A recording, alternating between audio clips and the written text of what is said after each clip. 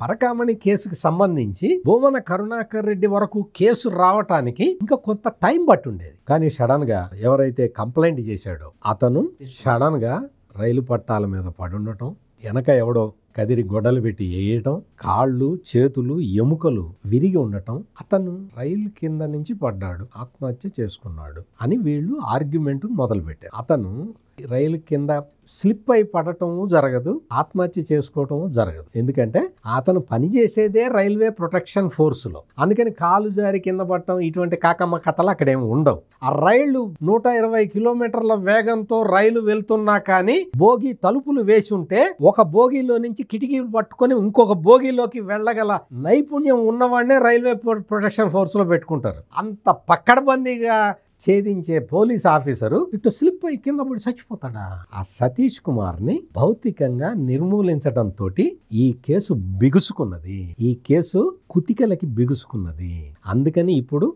ఇంకా ఫాస్ట్ గా వెళ్తున్నారు పోలీసులు.